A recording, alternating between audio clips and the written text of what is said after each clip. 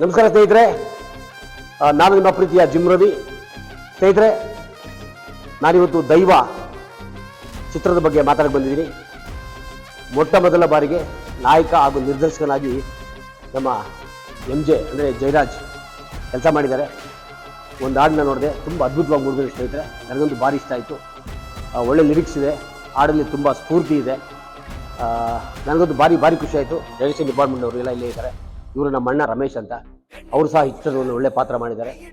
ಸ್ನೇಹಿತರೆ, ನಾವು ಕನ್ನಡಿಗರು ಎಲ್ಲರನ್ನೂ ಹರಿಸಿ ಆಶೀರ್ವಾದ ಮಾಡ್ತಾ ಇದ್ದೀವಿ. ಅದೇ ರೀತಿಯಾಗಿ ದೈವ ಚಿತ್ರವನ್ನು ಹರಿಸಿ ಆಶೀರ್ವಾದ ಮಾಡಿ ಅಂತ ಕೇಳ್ಕೊತೀನಿ. ಮತ್ತೊಮ್ಮೆ ಯೂಟ್ಯೂಬಲ್ಲಿ ಈ ಚಿತ್ರದ ಹಾಡುಗಳನ್ನ ವೀಕ್ಷಣೆ ಮಾಡಿ ಹರಿಸಿ ಆಶೀರ್ವಾದ ಮಾಡ್ತೇನೆ. Thank you.